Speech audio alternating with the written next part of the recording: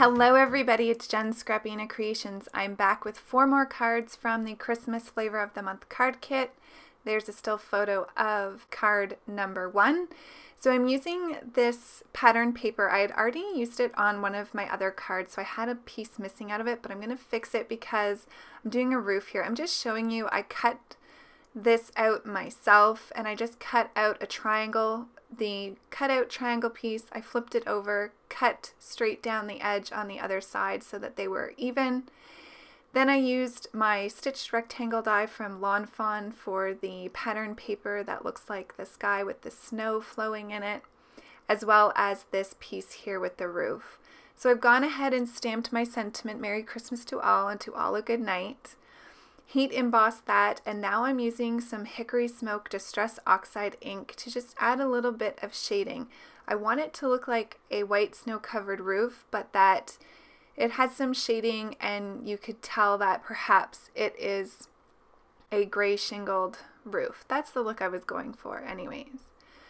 So I'm just going to add this all over the panel, and then I'm going to move on to creating the card panel. So I'm going to adhere this onto the piece of paper right straight across the bottom, and here you'll see, you'll never know that I had a chunk of it missing. I'm going to add my little Santa Claus here. I'm going to use my X-Acto knife and I'm going to cut around his glove.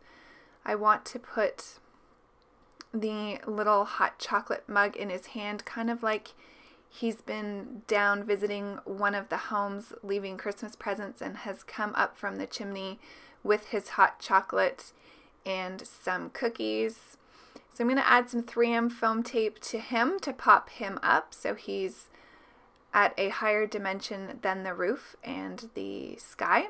I'm going to add the little cookie plate to the top of his hand. Lucky Santa has the whole plate. I'm going to use my snow marker here. This is by Marvy, and I've had this for a couple years now, and I love it, but I'm not that great at using it. I've used way too much here, but I'm just kind of going with it, and it does turn out really cute, and I love the puffiness that it gives when you heat it with your heat tool. So I will show you that. I'm just kind of laying some snow along the roof, underneath the chimney, and then I'm going to do the snow on top of the chimney here. Then I'll get out my heat tool, and you can see this kind of fluff up and come to life. I really love the effect. I just wish I could get better at knowing how much of the liquid you need in order for it to work properly, but you can see it's become really nice and fuzzy. I did get this little splatter, so I waited until I heated that up so I could just pick it off with my X-Acto knife. I am going to use some of the red cardstock that came in the kit for my card base. All of the cards are A2 size at 4 1/4 by 5 1/2. I'm using some of the frosted lace stickles that came in my kit to go over the top of the snow. I thought this would give it some really nice glitter and shine to it. I also wanted to do it because it was quite fluffy, and I thought if it hardened on there, then maybe the snow would not kind of come down. I did go back and reheat that so that it was flush. You could see here when I embossed it that it raised up a little. So we're already on to card number 2. Again, my stitched rectangle die is back out. I just cut a white panel slightly smaller than the full size of my panel or my card. I'm using this makeup brush here. I've been seeing these floating around as ways to get a very light background, and I'm using some Tumbled Glass Distress Oxide just to give a little bit of a hint of blue to the background of this card. I grabbed some wood grain paper from my stash to make the floor, and I did cut that with the stitched rectangle as well, so it would have the same stitching around the edges. I'm going to add this pattern paper to the back of the card. I'm going to trim that off. I don't quite get it all the first trim, so I am going to bring my cutter bee scissors just to cut up that one little spot where I didn't quite get it flush with the card base. Then I'll add the panel. These are all fairly clean and simple cards. I'd colored up my images prior to doing the video because I'd colored them in my first 4 cards. And I do have that on my YouTube channel if you're interested in checking that out. So I'm just gonna have the Christmas tree and the little Rudolph and elf characters kind of dancing by the tree, making it as though they're decorating the tree for Christmas. I'm going to stamp the sentiment "Deck the Halls." I felt like that fit perfectly in that top left-hand corner. So cute. And then just some finishing touches. I'm going to add some glossy accents to the ornament, the Rudolph nose, and then the baubles on the Christmas tree. And that card is done. Moving on to card number 3, I'm going to be using the little reindeer here. So I used another rectangle stitch die, and I'm also using the scalloped die, which is a Blueprints by My Favorite Thing die. Love that die. I'm stamping out the sentiment "Let's Play Reindeer Games." This sentiment I hadn't used yet, and it inspired me to create this card. So I'm just heat embossing the sentiment, and then I'm going to adhere that to the card base, which again is some of, to this card panel, which is some of the cardstock that came in the kit. And now I'll adhere this panel to my card base. I thought using a simple white card base was fitting for this card because there's lots of red and white, and I wanted it to mimic the peppermints that I colored up for the card.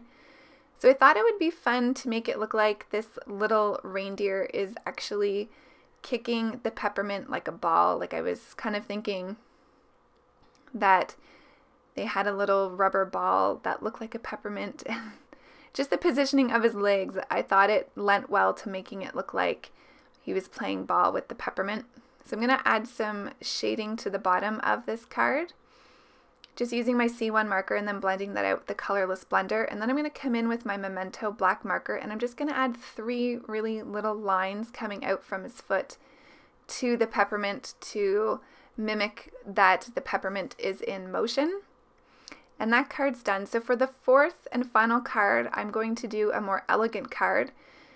So here I've used that same die again, and of course the rectangle dies, and I'm using some of the pattern paper. I did bring in some gold foil paper from my stash for this card. Now I'm going to create the ornaments. I'm using Lucky Clover, peeled paint, and bundled sage. And I'm just adding all 3 colors onto this stamp. I'm going to stamp that, and I'm going to hold it in place for a little bit. I'm going to do the same thing over again. The nice thing about Distress Oxide inks is that they do layer over each other, and I love the color that these 3 gave. So just before the final layer, I did use a paper towel to wipe up that ink because it was really sitting heavily on the stamp. Now I'm going to stamp the little decorations in the Christmas ornament, as well as the little string with the bow. I wanted it to be longer than what it was giving me, so I just turned it over and stamped it on top of the first string that I had. Now I'm going to heat emboss this with some gold embossing powder. So this is fine detail gold embossing powder. It did stick to the left-hand side of the ornament a little bit, but I actually liked the effect that it gave. I thought it brought a little bit more shine to the card. I'm just going to clean this up. I didn't use my embossing buddy to get rid of the static on that top part, so it stuck a little bit, but I cleaned that up with a toothbrush. A paintbrush. And now I'm going to assemble the card. So I'm going to put this pattern paper down. It's really pretty. It has pine cones and pine needles and an ornament hanging down. And I'm going to adhere that to the gold foil. Then I'm going to use this pattern paper as the main paper for this card. I'm not going to use any foam adhesive here. I'm just going to lay it straight onto the card so it's nice and flat and easy to mail.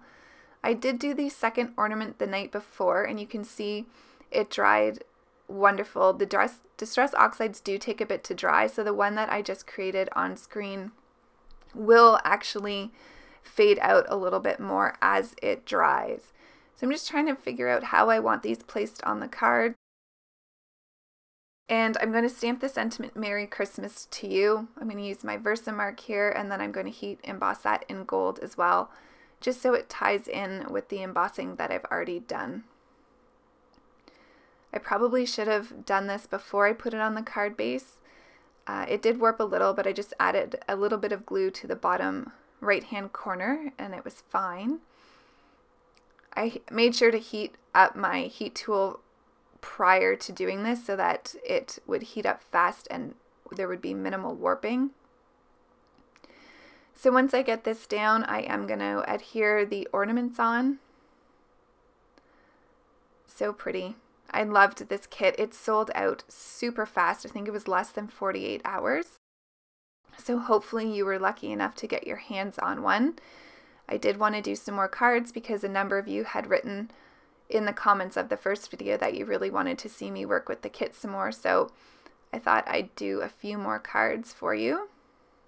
So let me know what you think, and I will see you soon. Thanks for always hanging out with me, leaving amazing comments. I really appreciate it. I hope you have a fantastic day.